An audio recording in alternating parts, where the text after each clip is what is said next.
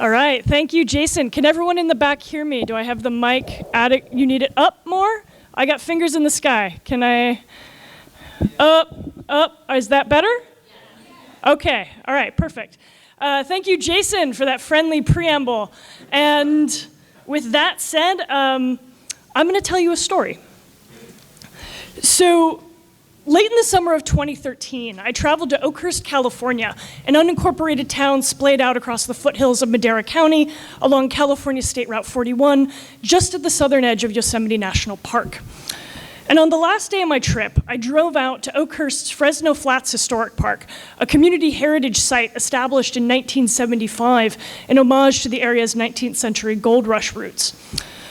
So the 1970s and 80s were the boom years of civic pride in Madera County, as the aging children of loggers and ranchers began gathering oral histories and commemorating landmarks. Yet by 2013, these locales were mostly forgotten, the stuff of grade school field trips, the occasional wedding reception. Those who had long served as the guardians of small-town memory, the founders of these dusty parks and ramshackle museums, were all 30 or 40 years older now, their bodies too broken down to continue necessary repairs, their hands shaking as they leaf through archival documents, their memories shot through with forgetting. The park's guided tours had long since dried up. Only a caretaker resided on premise, an old-timer sitting in an air-conditioned cabin who could hand you a pamphlet or give you directions.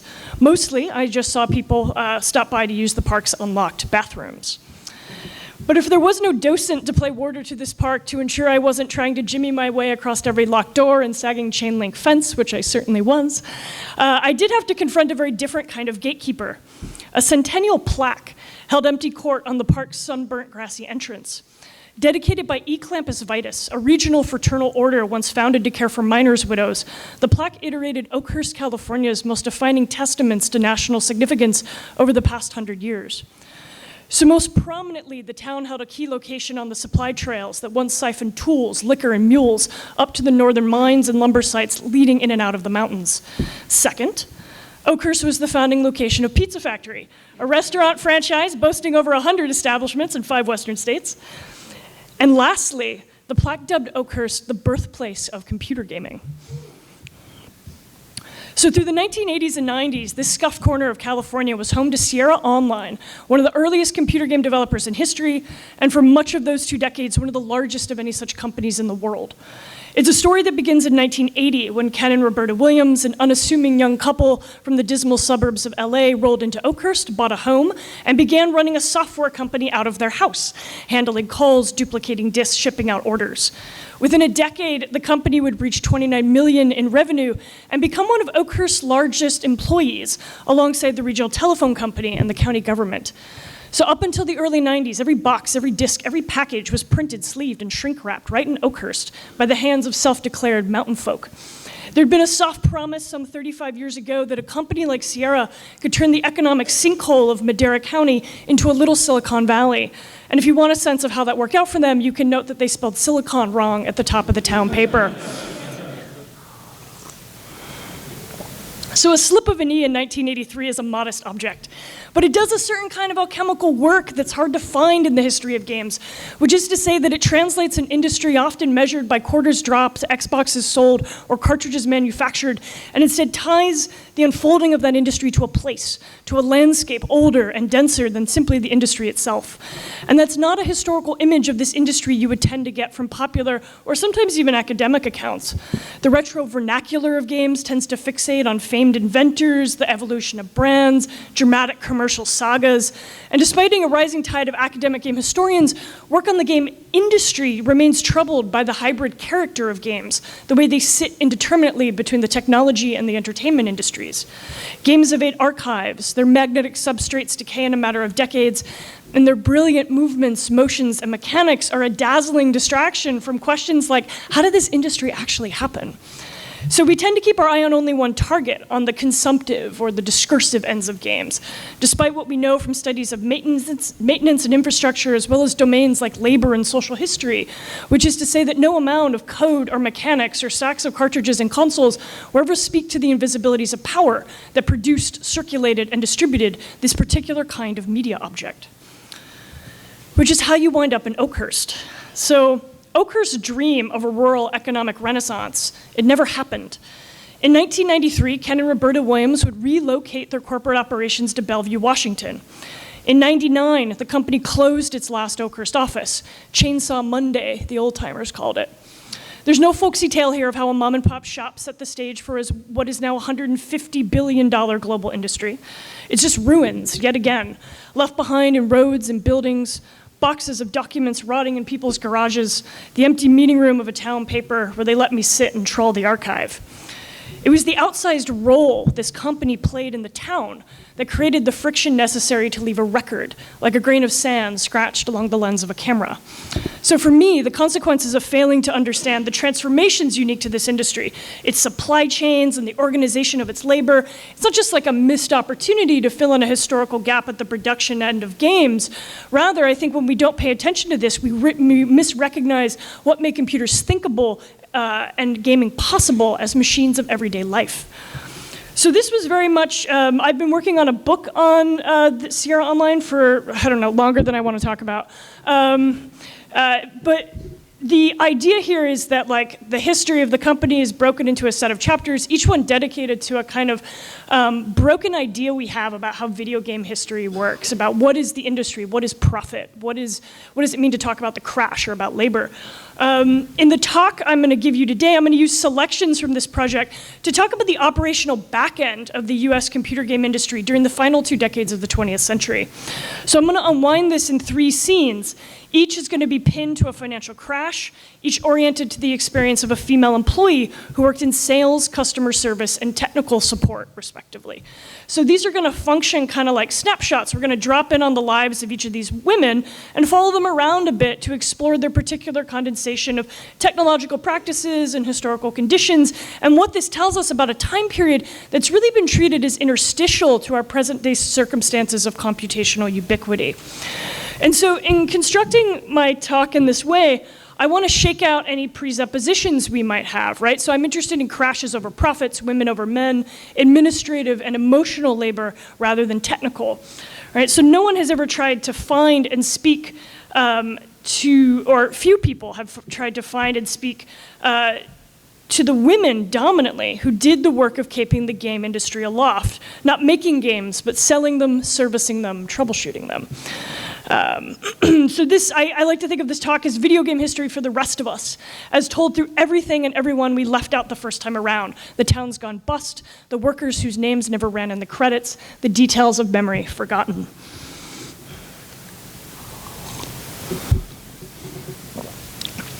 So in 1981, Marie Cavan heard a rumor that the rich guy in town, the guy who owned a company that had something to do with computers, was looking to buy a piece of land.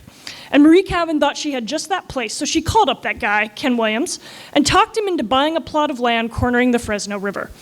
And from that exchange, a job offer came in September of 1982 on the sole basis of Ken's impression that Marie seemed good at selling stuff.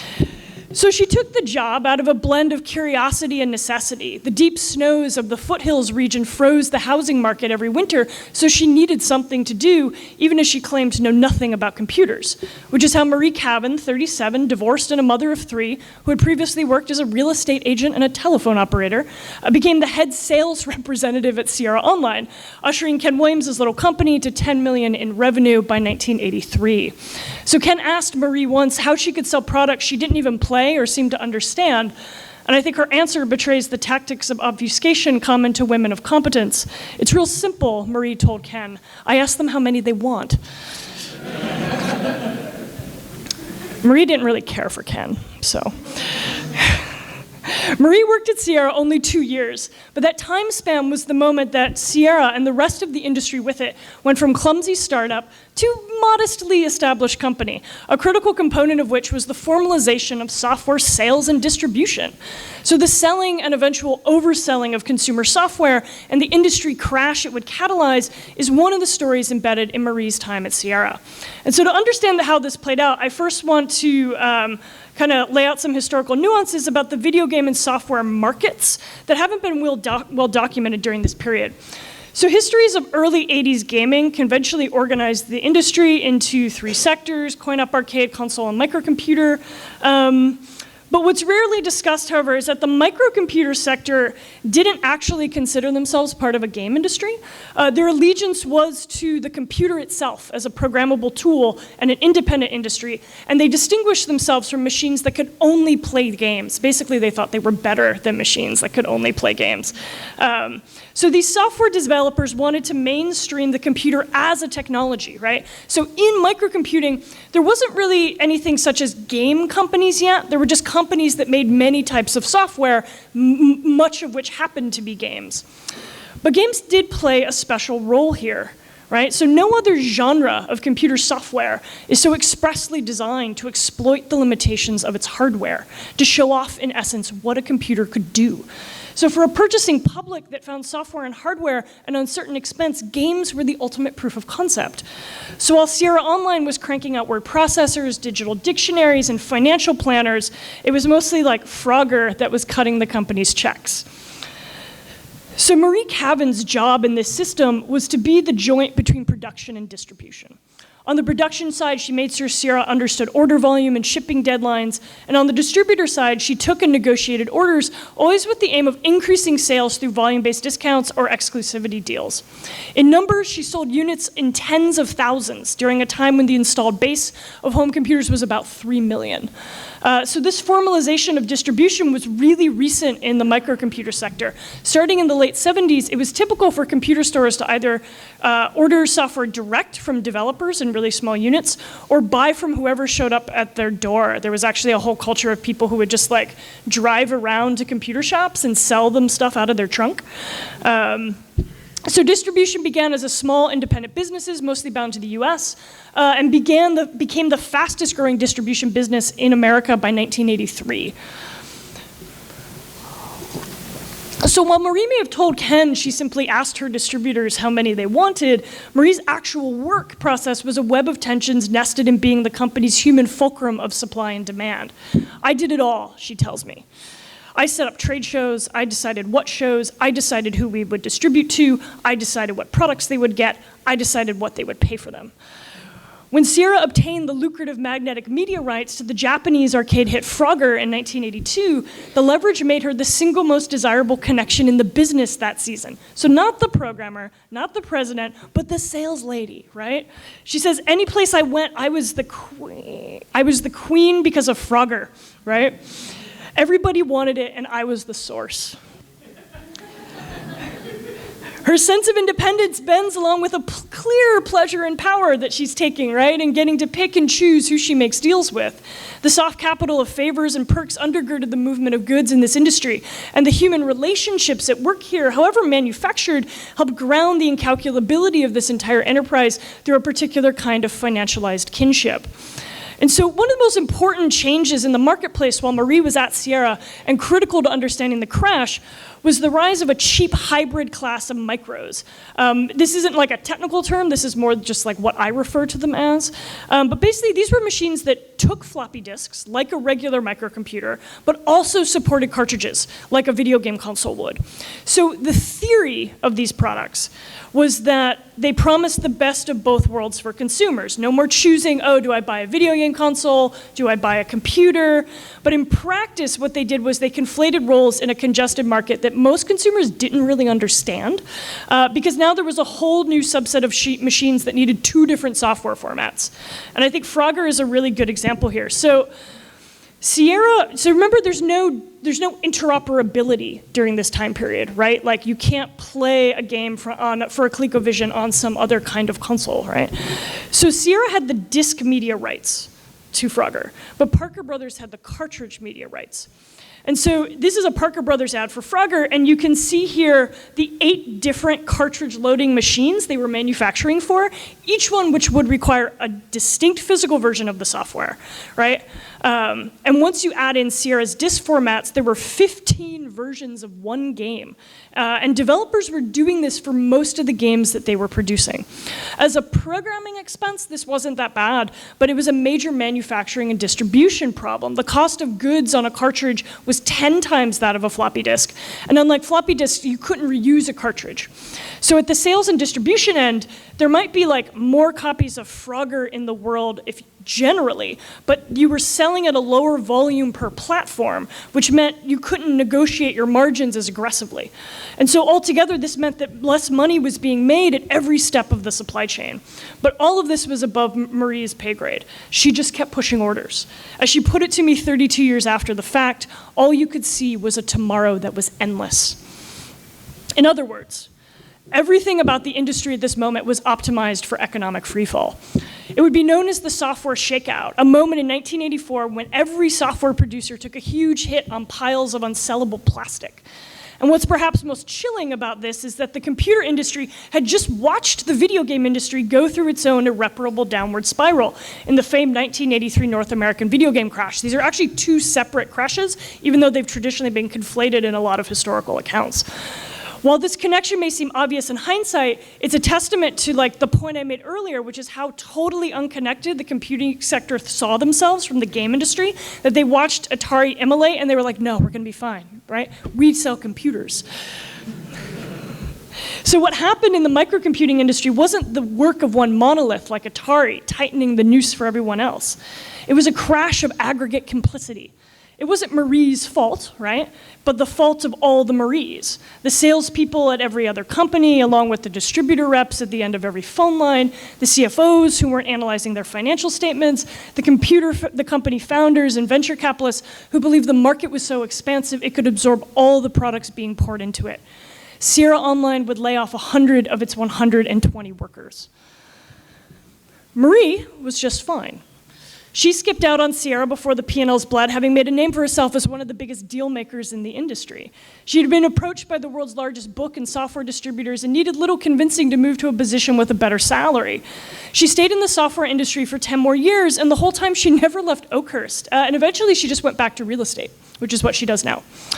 The flow of her life not only contradicts this idea that makers and owners are the crux of this industry, but it also contrasts with the idea that devotion to game have to be lifelong or even have anything to do with games, right? Like many I've met who've spent years in back-end game production, Marie was enamored of her industry because of its scale, its speed, its sociality, who she got to meet. Right? The idea that she was an astute participant in an industry changing everyone's lives. Games were just the commodity that fostered this particular way of being. So Marie's account grounds sales and distribution as kind of political nodes in an industry, right? A place where the cyclical trends of hardware and software development required negotiation between profit and risk and economic interdependency as part of this long chain of interaction between creation and consumption. So if Marie gives us a sense of what it took to get games to market, Liz Jacobs is instructive on what it took to get games home. In 1987, Liz Jacobs, 34, arrived to her first weeks at work at Sierra in the midst of some kind of executive chaos, as Sierra was on the verge of an IPO through most of that year, which was the culmination of 3 years of work by Ken Williams to stabilize his company on the other side of the shakeout. And it all came undone on October 19th when Black Monday blew a hole through the Dow Jones Industrial. Sierra itself would be fine, but the global financial crash necessitated that Sierra postpone its IPO. So no archival document or trace of memory annotates when Liz Jacobs showed up in 1987, before or after the botched IPO. But either way, it seems that the tumult of it all must have served as a cover for the innocuous Liz Jacobs, who had just been hired as Sierra Online's newly anointed customer service manager. It was a job she desperately needed after moving to this podunk town, as she called it, with her husband, complicated only by the fact that she had never used a computer. So when asked about her computer skills in an interview, she smiled and she lied and she figured she would sort it out later. And then once she was hired, what she did was she stayed late every night with the programmers, rattling them with questions. She said when she started, quote, "I could barely turn that bloody thing on." Well, I could assure you within 60 days, I could turn that baby on.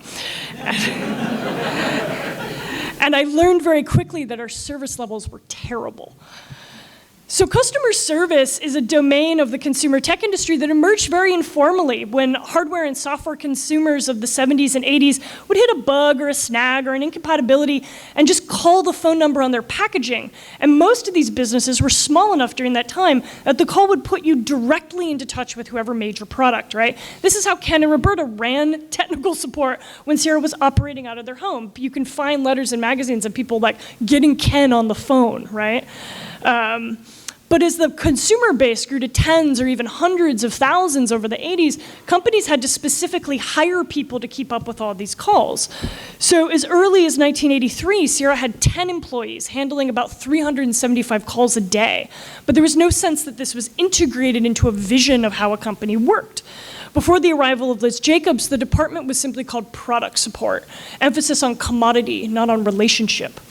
So what Liz Jacobs saw as an outsider looking in was a lack of purpose and professionalism. Quote, she remembers that I was the only one who wore a dress to work at that point.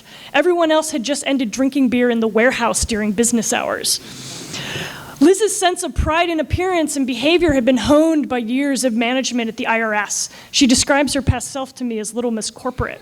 She couldn't change what her staff wore, but she could change how they worked. And this is where Liz Jacobs' story lives. And the growth of customer service is partnered to, not incidental of, the growth of games and computing industries during this time. So if looked at symptomatically, customer service was a stress test of rising consumption at the moment when computers went from early adopter curiosities to mainstream domestic appliances, one way much forgotten of how the computer became personal.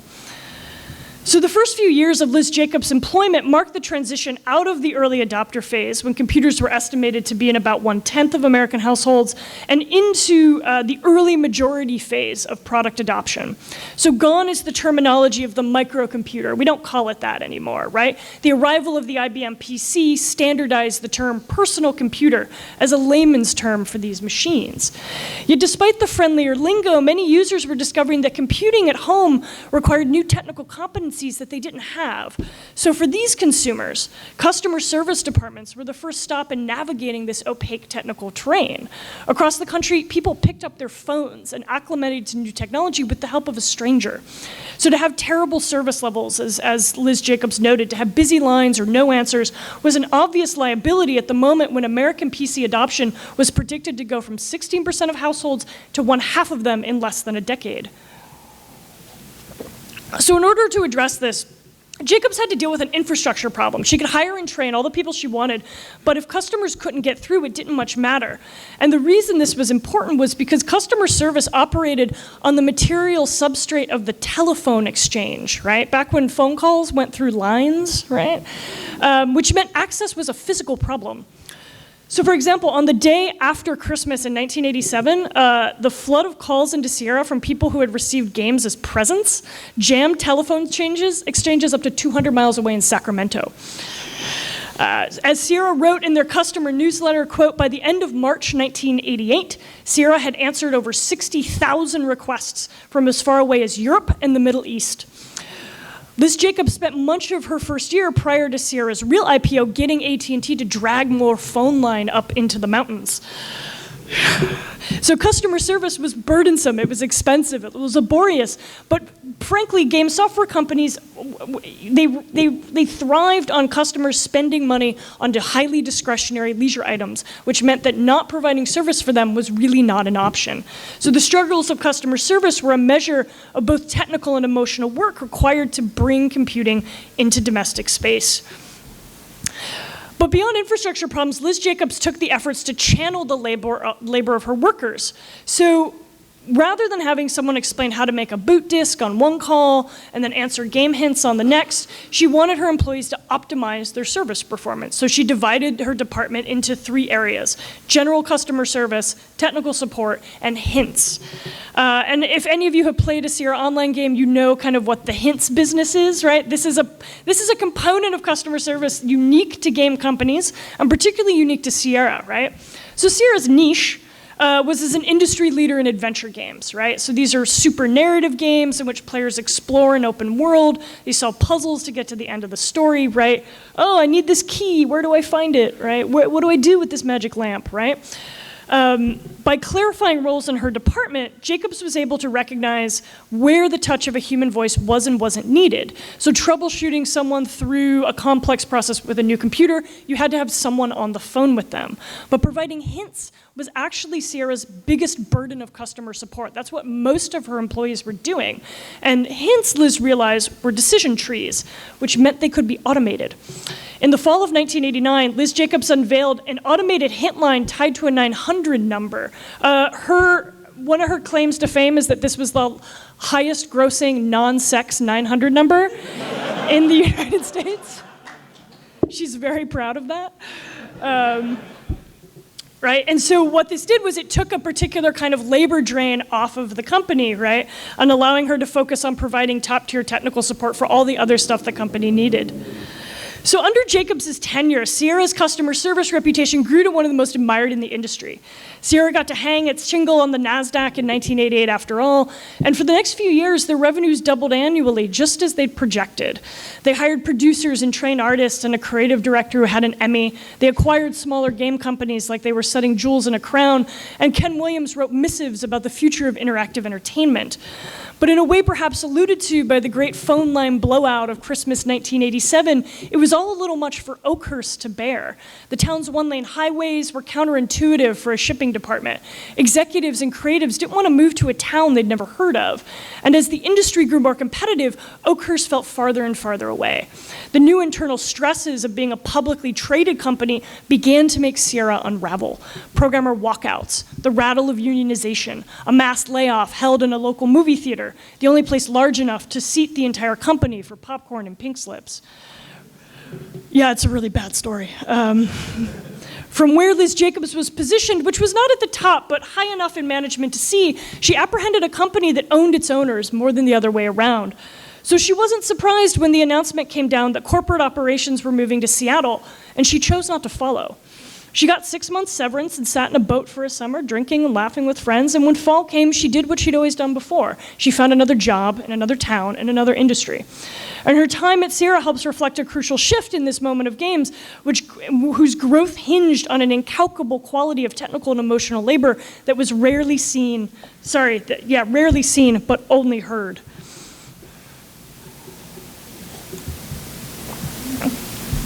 So in moving from Liz Jacobs to Cindy Vanus, tech support provides a connection that helps us telegraph the geographical distance to Sierra's 600-person corporate headquarters in Seattle, 1994. Or more specifically, to a 4-story office building just south of Bellevue, where Cindy Vanus, 26 years old and a level 1 tech support engineer, guided customers over the phone through the intricacies of partitioning hard drives. This wasn't Oakhurst. Her view out the window by her cubicle was a panoramic wall of freeway where the interstates 90 and 405 crossed, then bent around the building's back. Even on the phone suited up in a headset behind plaster and glass, there was always the hum of traffic. The first thing Cindy wanted me to know about her was that she'd always loved games. Her dad had worked in a chain hotel with a Space Invaders cabinet in the gift shop. All she wanted as a little girl was to drop quarters and save planet Earth. She tells me those games were made of wow. With her high school boyfriend turned college husband, they bought up all the computers of the 1980s, the Amiga, the Apple II, the IBM PC. She was working in Seattle as a technical editor when a friend's bragging about his new job at Sierra finally broke Cindy with jealousy. She'd grown up playing Sierra's most famous titles, Ultima 2, King's Quest, Gabriel Knight. Her friend encouraged her to apply to tech support because in his thinking, Cindy's job already included the word technical in the title, right? So when Cindy dropped off her resume, she included one special skill she'd never found reason to mention before, that she had completed Sierra's King's Quest 6 in 2.5 days without using a hint book. So, yeah, right? 2 weeks later, she was on the phone telling people how to make a boot disk. So Cindy would stay at Sierra for roughly 5 years in salaried and contract roles. But in contrast to figures like Marie and Liz, what Cindy gives us isn't just a perspective on the specificity of support as a form of technical and historical labor. Over her years at Sierra, Cindy transitioned to different roles, from tech support to web administration, and eventually to game writing, so Cindy is kind of credited, actually. She was shuffled across departments, desks, and floors. Rather than exemplifying a branch of industry, her story is expressive of a mode of laboring in the context of unprecedented, overcapitalized, and largely mismanaged corporate growth. This was the case at Sierra, which would become the subsidiary of no less than 5 different companies between 1996 and 2004. But this was also a trend across the industry at the time, as successful game producers were getting snapped up and traded like cards between international holding companies and transnational media conglomerates. So this vast proliferation of mergers and buyouts over the mid to late 90s and early 2000s was a historical phase of the computer game industry, right? So what accumulates in this transcript I have with Cindy is a history without record. Titles of projects worked on for years but never published, names of managers who disappeared overnight, and the slippery companies that apparently own them. Much of what was driving the enthusiasm for game acquisition was the predicted impact of internet convergence. So beginning in the mid-90s, the mainstreaming of new features like CD-ROM drives, multimedia software, and modems had pushed computers into a popular news cycle. All right, so in 1994, right, Al Gore infamously christens the term information superhighway. Katie Couric declared on the Today Show that the internet was, quote, becoming really big now. Right? It's a good clip. You should find it on YouTube. Right? So according to the Pew Research Center, 33% of US households had a computer by 1995, and more than half of those were equipped with a modem. And I think the fact that Pew was even gathering stats on computing is actually the more telling fact. On the cusp of an exponential rise in internet access within the US, personal computing was becoming both popular culture and speculative investment. But as someone who was in the trenches, Cindy Vanus's point of view on her work in tech support was marked by the low-level intricacies of people and problems. Cindy understood that, quote, she wasn't there necessarily to solve technical problems. I was there to solve social problems that happened to have a slightly technical aspect to them. Her days were spent dealing with and understanding the needs of consumer types. There were the kids, of course, who would call in the hours after school, but also what Cindy referred to as the housewife hours, the weekday time after lunch, but before the kids got home, when stay-at-home moms would call. There were the people who just wanted someone to talk to, and folks who were a little scared of the computer, as Cindy put it. In her downtime, tech support would trade stories of their toughest calls or weirdest problems. Cindy's had been from a farmer whose PC was in a glass room inside a chicken hatchery, meaning that the noise she thought was static was actually thousands and thousands of chickens. And these kinds of stories, they're instructive of the fact that computing was both like utterly weird and totally mundane, right? What tech support grunted through 8 hours a day was how the boundary of technical problems always seemed to have a cultural underbelly. But the granularity and repetition of this work, how far down Cindy was in the org chart, meant it was also a place where the company's dramatic corporate transformations went largely unnoticed.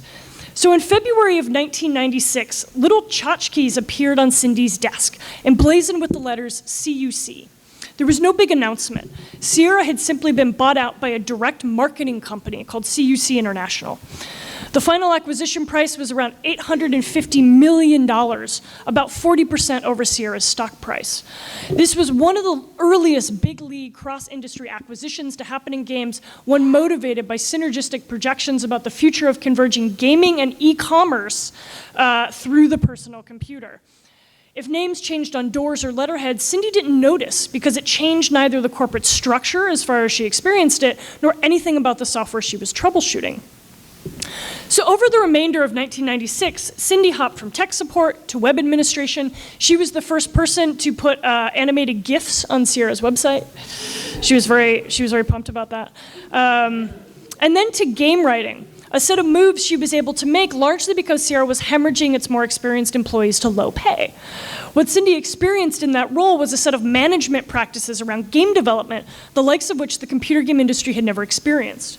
So in the 80s and 90s, or the early 90s, if a game was pitched and approved, if a game's production started, typically it finished.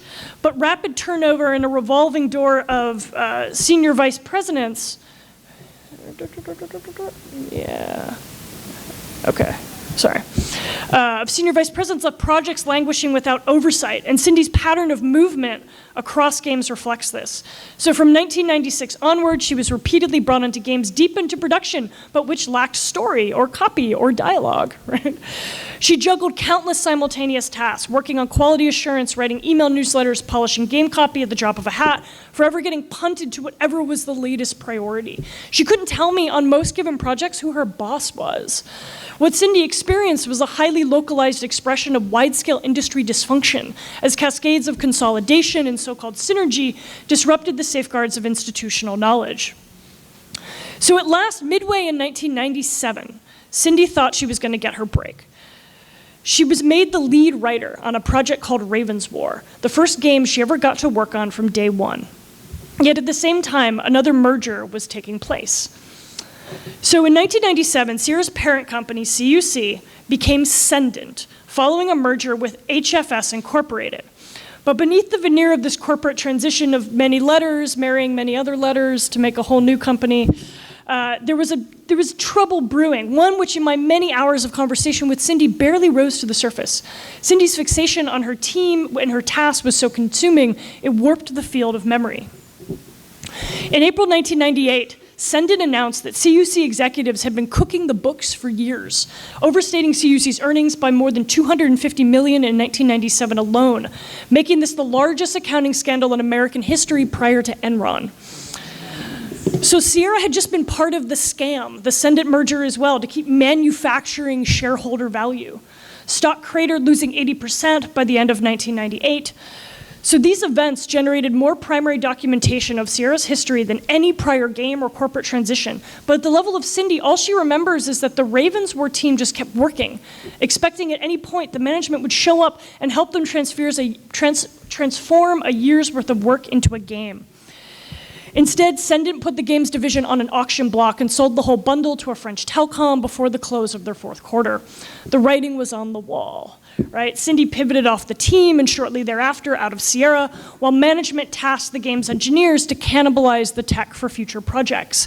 Raven's War would be a write-off. So years later, Cindy would wind up at Microsoft as a copywriter, an appropriate turn for someone who sat through Sierra's twilight. In the late 90s and early 2000s, Microsoft had plucked dozens of Sierra employees away from the faltering company in order to staff Microsoft's new Xbox division, making Microsoft the first American company to bring a successful game console to market since Atari.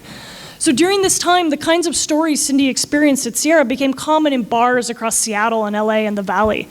They each came with different details, but like a tech support call, they shared a general character. Everyone was burned out at that point, Cindy remembers. It didn't matter what company you worked for. There was no consistent management to realize there was a problem. A lot of people left and never came back. From Cindy's vantage, we glimpse a history of an industry illuminated not through its successes, right, but through everything that came to not matter. The projects canceled, the mergers gone bust, the details that can't be remembered.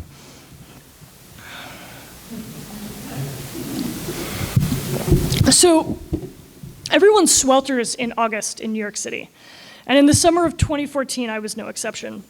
It was a Friday, and I was set to defend my dissertation about Sierra Online and video game history on Monday. And so I was sitting at my kitchen table, editing my little defense speech. I was fucking around on Twitter when a retweeted link to a website, www.sierra.com, fell into my feed, and I panicked. The webpage it brought me to contained solely a 13-second video.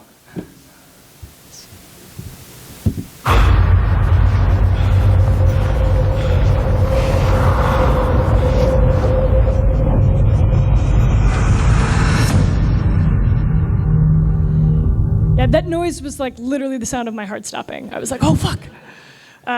It's like, do I have to rewrite my whole dissertation, right? Sierra was being resurrected? Question mark, right? See, long after Cindy Vanus left Sierra, the company was sold and rebundled and sold again, each time losing a branch, casting off workers, being winnowed down and down and down until it was just a stack of intellectual property rights being passed between European and American companies. And that chain finally had ended at the door of Activision, right? One of our largest game software publishers who took on Sierra as part of a merger in 2008, reassigned or fired every last Sierra employee, and shoved the IP in a filing cabinet. The company closed, which was one of the things I had thought made it a good case study for a history dissertation.